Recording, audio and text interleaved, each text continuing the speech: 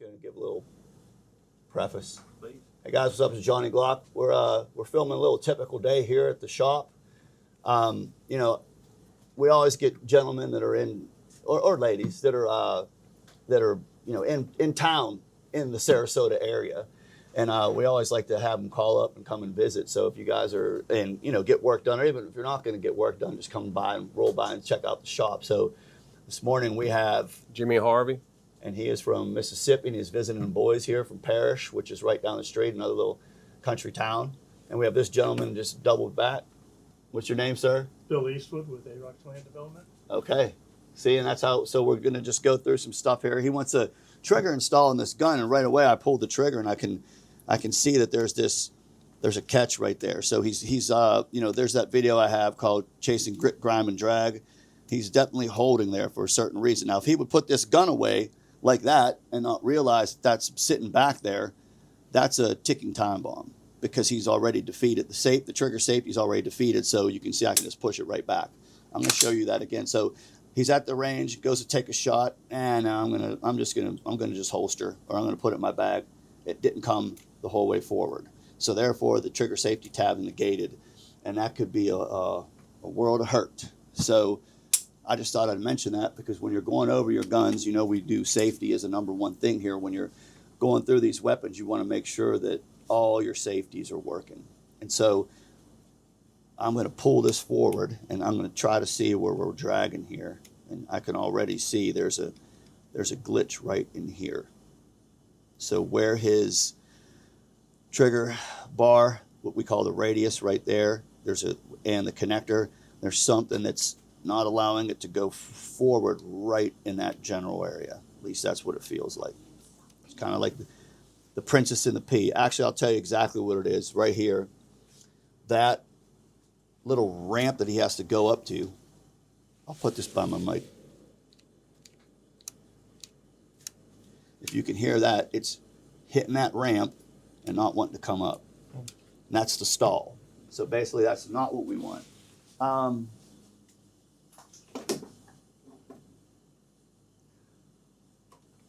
I'm going to change the lighting situation in here because I was late coming over. I couldn't find my dang glasses. I'm like, where are my glasses at? So let's just look at this as if I wasn't putting a trigger in here to see what we can do to help change that, because I think that's pretty decent content. Yeah.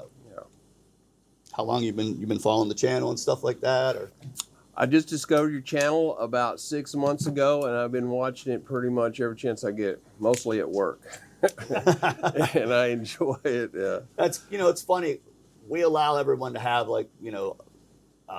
media going when they're working because we do this stuff second nature, and there's only really one part when we test that has to be done in a certain way where you have to have your eyes and your brain all in the same place. But a lot of times when you're just assembling things, you get away with watching anything from who the heck knows. Jack, what do you watch?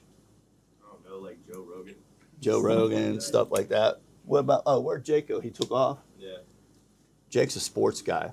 All right, so right here you can see this is oil. I've talked about that before. You really don't want to use oil because what it does is it kind of changes any of the carbon that goes through this into kind of like a slurry.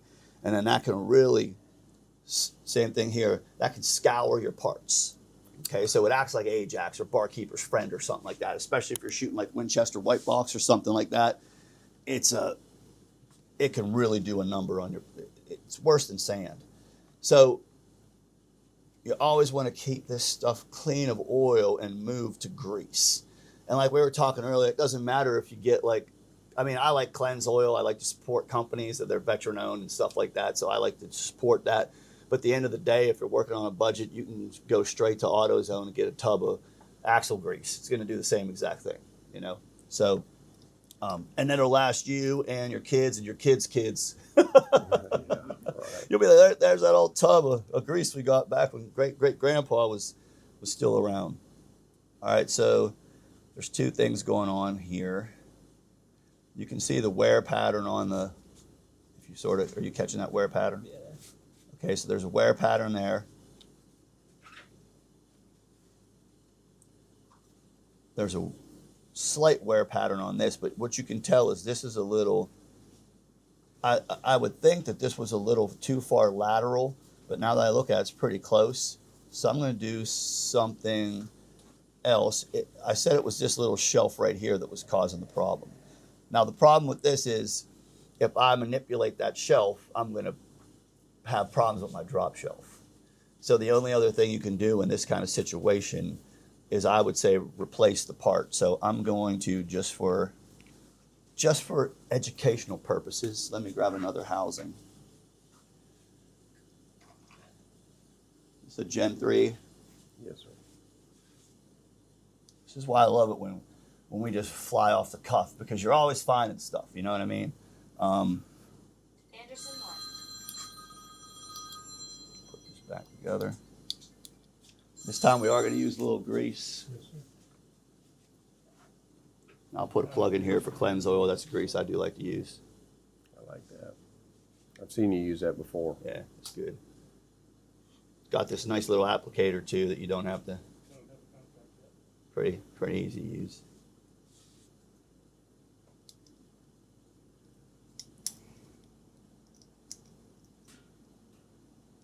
There was this big, all the land, they're developing out here like crazy.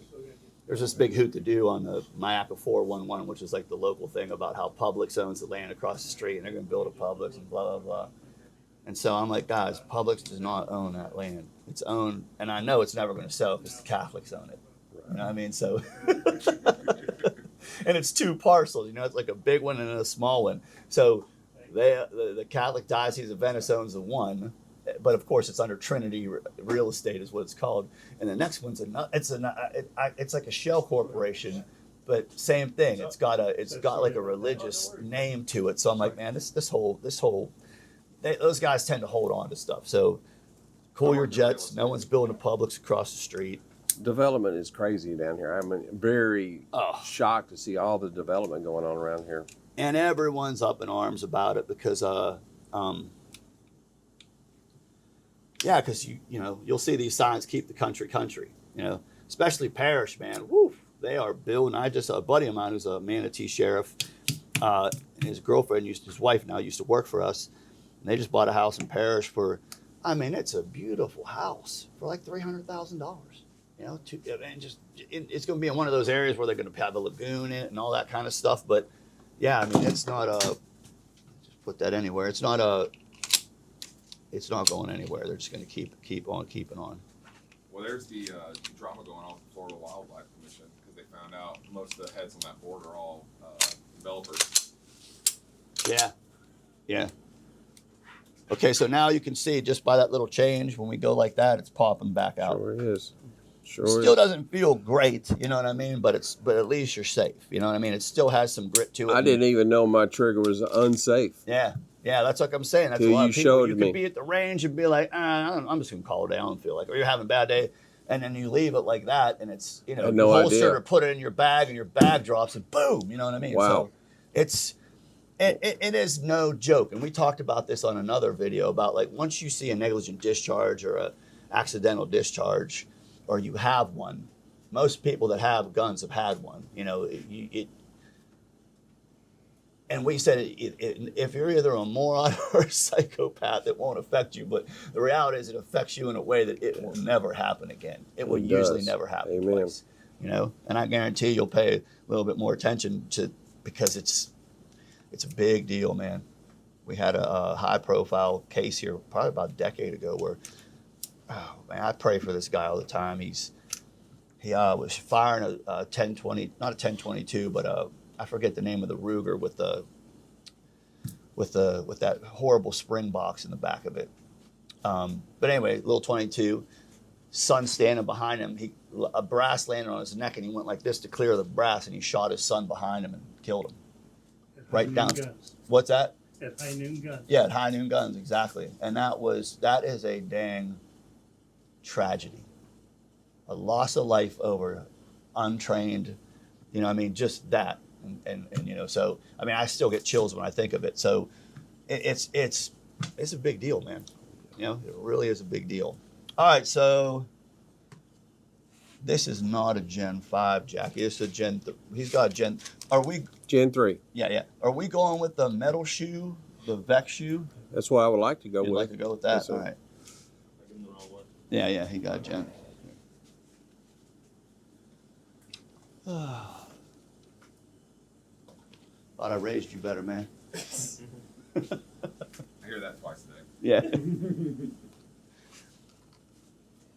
Yeah, my younger one's. He's like, my alarm didn't go off. I'm like, get up out of bed. My wife this morning, she's like, why are you having Jackson's his name, and Rivers, my younger one. He's like, why are you having Jackson wake him up? I said, because it's fun. I wake him up and I get in trouble for how I do it. Yeah, exactly. That's it. It's going to be done in a very malicious way when you have the older brother wake up, or the younger or the older, depending on that. That's true. All right. At least I'm winning your work. Make dreams come true. You're working on it. Or our sister might win it. I use these pins just because they're easier to pop in and out. I'm doing this kind of adjustments.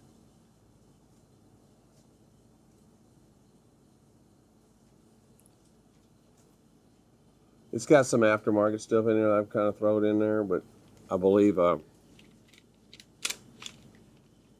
Well, I keep wanting to crank off to the one side. There we go.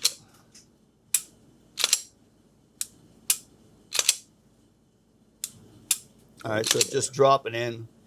And you can see we pulled this right off the shelf. Everyone thinks when I do these videos, I got the Tupperware over there and the good china that I pull out for. But I pulled it right off the shelf, and you can see right there, that's a oh wow, fabulous reset. major difference. Major difference. That's just what we're going to call the action, which is pre-travel, wall, break, and reset. So that's something separate from, the pull weight. So we're going to swap out the parts here in the slide. You can see a little bit of wear on that part right there. Are you catching that? Yeah. And this is all kind of stuff you just take note of when you're doing this kind of work. Like, okay, I see this. Okay, I see that. Everyone talks about the Glock is a monkey could take a Glock apart and put it back together. And yeah, that's true, but I always call it like a seemingly simple gun, because unless you've had your hands on a ton of these, when it comes to troubleshooting, if something goes down, you're not going to know what to do. You might be able to, and I love the guys online. It's like, I own 10 Glocks, and I'm like, yeah, so what? You know what I mean? Like that's a day for me, half a day. And I'm not putting myself high on a pedestal, but the point is, like, y'all know this. You're all been around long enough that something comes from experience. So replace that.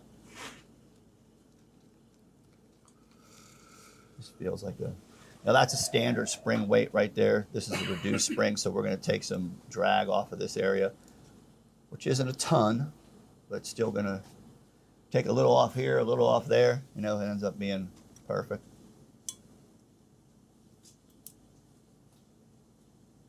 How do you like this red dot? I like it a lot. I've had it on there for about 3 months, and I like the full sealed emitter. Yeah. Keeps the dust out, and it sits up kind of high on the slide, so I don't even put slides on it, or sights, I meant to say. Now, where'd you get this from? Glock store or something? I think that is a Lone Wolf. I can't remember. Yeah, Lone Wolf, because it's a Lone Wolf Striker channel. Yeah.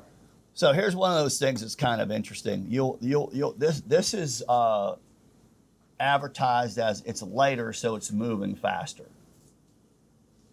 which is true. And they try to analogize it with a 223 and a I forget what other round they try to analogize it with, but you know, like the 223 is going to move faster and pierce through armor before, say, a 44, which is heavier and all, you know, and all that kind of stuff, because it's a weight thing. And so physics, that's right. You're absolutely right. This is going to be moving faster. But if you see how, actually, we'll use if you see how little this thing moves, you can see the top. Here's the head of the striker right there, and then pulls it back, and that's all the more it's moving. So you're talking about like a 1/4 inch of movement. So yes, is it moving faster? Yes, but when it comes to something like a 1/4 inch, can you really quantify that? You know, so they're going to sell this for 3 times more than like the OEM striker because it's skeletonized and it does take a little bit more work. But at the end of the day, it's kind of like, you know. I kind of felt that way too, you know, and I was ordering some other parts. So it kind of is. You know what I mean? But at the same time, it's always buyer beware with the Glock aftermarket stuff. Like a lot of guys use the tungsten guide rods. You just got to be careful for who you're getting that kind of stuff from, because a lot of it comes from China. I believe this one is the tungsten, I think. Tungsten. This one's fine. You know what I mean? That one because come from Glock store. Yeah.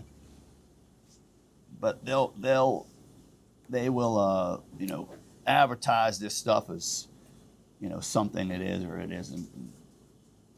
You can see there's a lot of chowdering on that right there. So it's interesting. Like if this was actual through tungsten, which it should be, why would that? How the heck could a washer do that? You understand? I understand 100%. Yeah, you can usually sharpen a knife on something, you know. So that should be, and that might just be the plating, you know what I mean? But I'm just being that guy. Does it feel heavy? Yeah, it feels heavier. I mean, we could throw it on a scale. It's definitely. Wait, let me grab my Gen 3. Gotta get in here. I just got I wish I had I just literally got a food scale because I got sick of counting out. Yeah, that's definitely, and this doesn't have a spring on it, but still, this is the stainless steel.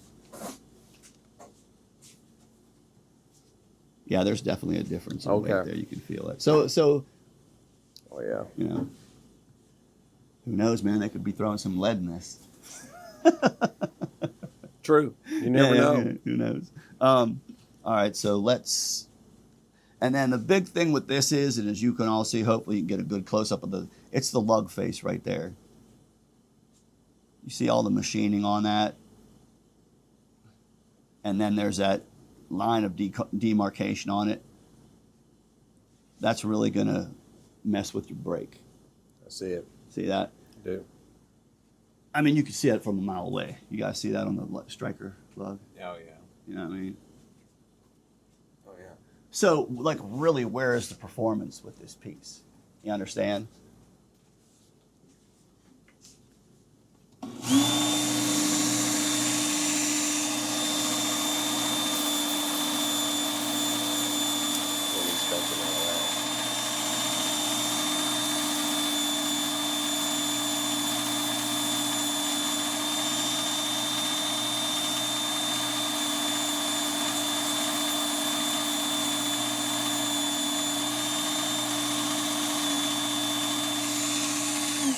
And those were some deep lines there, boy. Woo! Really? Yeah.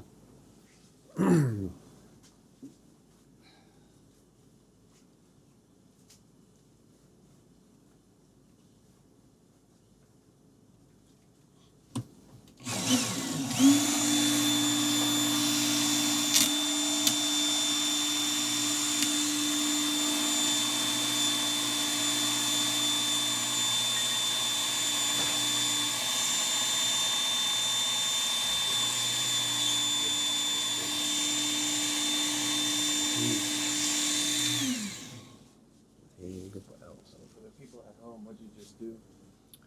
I made a line with a circle. I like using something round to, you know, I mean, I know in my videos I show you how to do it like this, which is probably best for like you know, at the house. A lot of time, a lot of stuff with the videos, I make it like, hey, you're at home, you're not going to have presses, you're not going to have this, that, and the other thing. So, but you can go to the hardware store and get yourself get yourself some sandpaper. So I wouldn't advise, like, it's thousands and thousands and thousands, probably tens of thousands of strikers that I've done on that machine right there. It's a workshop. And it was like when I first started, we were broke as a joke, you know what I mean? So I had to find something that was going to like last and, keep on keeping on. So that's why, I got that workshop and I'm like, all right, I'll make this work, because those, like these right here, these are like 1,500, 2,000. I got a couple of those now, but these right here are like, I don't know, 150. And that was what was in my budget, My brother showed me his to sharpen his knives. Yeah.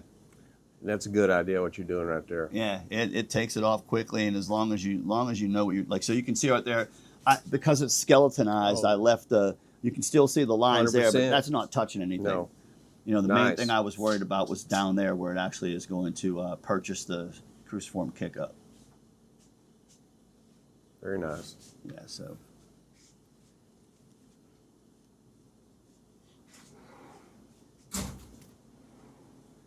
Change up these.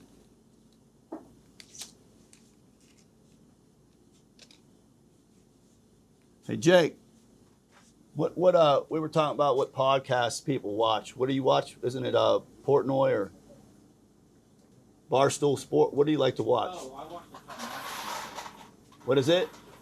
show. Oh, Pat McAfee show. Now it's on ESPN. Yeah, I knew it. So I told you Jake's a sports guy.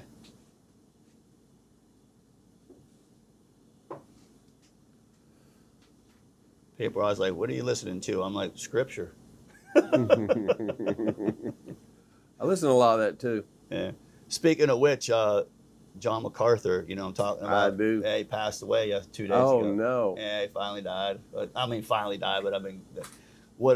he was just a great guy. You know what I mean? Like I spent so much time listening to his exegesis and. We were reading this morning, me and my son have his John MacArthur study Bible. Yeah. We'll say a prayer for him and see if he passed. Terrible news. Yeah.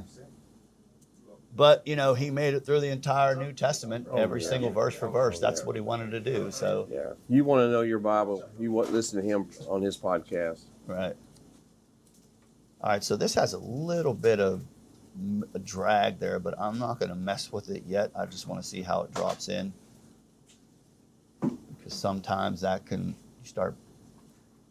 You got to be careful. I don't know if you guys, I'm originally from the north where we sweat pipes, and if you have an older house and you start messing with the plumbing over here, something usually goes south over here. So you got to have that kind of same idea sometimes with these guns. Like you got to be careful with what you could change something up and just never come back. I had a problem with this gun double firing Yeah. at one time. And I was changing out some springs. And finally, I don't remember which spring I did. It was probably the spring in there. It was that spring. Yeah. It wasn't holding it up in the air hard enough for. Right.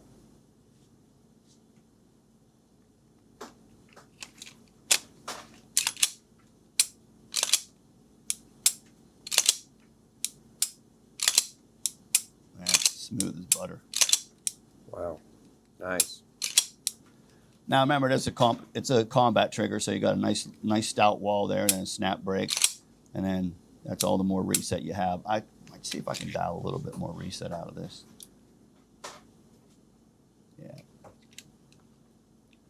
Trigger pound pull is not a big issue with me. Just Yeah. a good snappy trigger that No, you're gonna love works this well. thing. It has a little bit of weight to it, but like I said, in a people don't get it, and you can always tell the novices from the people that actually shoot because the ones that want the super light competition style trigger in a carry gun, yeah, man, it's dangerous. Yeah. It's dangerous. Now it's another high profile case from down here where the guy with his girlfriend was parked in a handicap and he was in there getting beer for him and his girlfriend, and some guy came up the window and said, "Hey, you can't be parked here." And she was like, "Hey, my boyfriend's just running in." He's like, "Well, you can't be here." The boyfriend came out and he started giving the boyfriend some guff. And so the boyfriend pushed him on the ground. And he pushed him on the ground and then he dropped back into his heels like this. And when the guy was on the ground, he drew and killed him.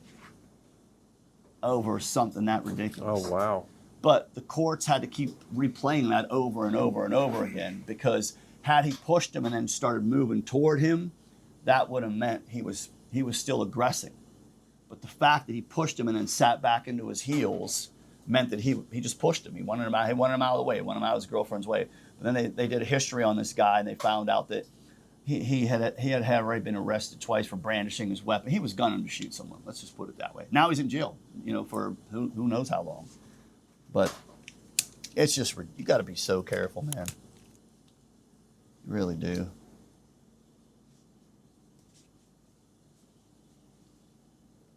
Especially in Florida, you ever hear that? Come on vacation, leave on probation. That's kind of thing. It's a law and order state, man. You don't want to mess around. So I'm going to try to get a little bit of that overtravel out by dialing in that set screw in the back of the trigger shoe.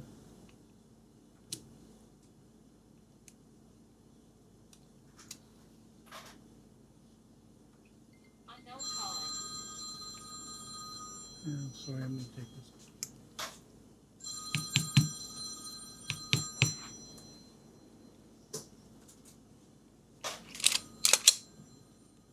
Okay, so see, now we're not breaking.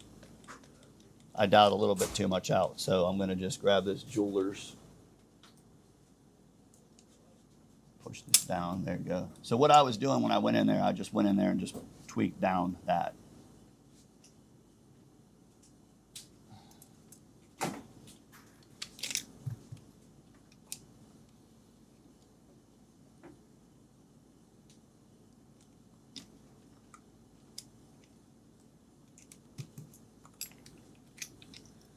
And like I've said before, if this is your defensive weapon, you want to give yourself room to. What I do with that thing? Oh, here it is. You want to give yourself room to move.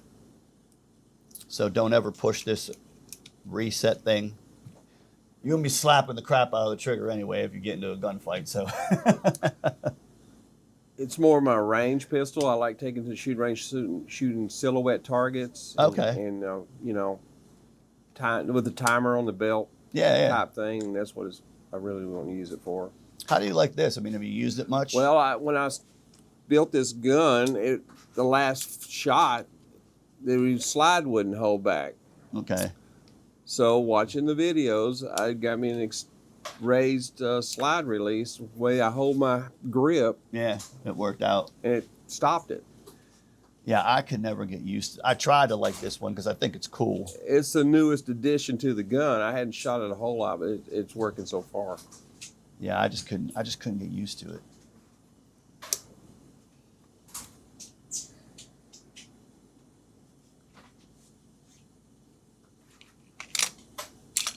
And so you think that was coming from? Yeah, you're grabbing there pretty good. The way I was holding my thumbs, Yeah, you were keeping it pinned. I was holding it down. Right. Oh man, that's Oh, 100%. yeah. Very Different nice. Animal. Great. So once again, you can see I just cleaned up just a little bit of the reset, but the test you want to do for this is you want to push down on it. You want to hold this on a table, push down, and if it still breaks clean, you're good to go. If it doesn't break, that means you need to adjust it again. That way, you're kind of allotting for tolerances with this slide to frame. This is pretty tight slide to frame. I really appreciated how you was emphasizing on how safe your triggers are and how reliable they won't accidentally fire. Yeah. And that was a really nice one of your videos I'd watched that I appreciated. Yeah, so you can see right here, there's this trigger safety tab. I can push on either side of that. That is not going anywhere. And then right here as well, we're right on the shelf. If I drop down slowly, okay, we're up on the shelf and it's holding right there on the shelf. That's not going to drop off the drop shelf. And of course, we know that this functions. They all function together, but this one is not. You can't really like test that other than, look in your gun and see that it's not coming through the breech face. And that shoe you have, thought I had just baby fingers because I'd get trigger fatigue after on my finger after 100 rounds. But yeah, we just updated this shoe. We did anti-walk coil pins, and we made the the trigger safety tab longer, so it has more surface area up along the face of it. Ta-da! Very nice. I was looking from the side of my. I'm like to anyone over there at the same time, 'cause I know the little one was here, and I'm like, I don't want to flash him. Thank you, Mr. Johnny. Yeah, Really sure appreciate you. Glad I came to see you.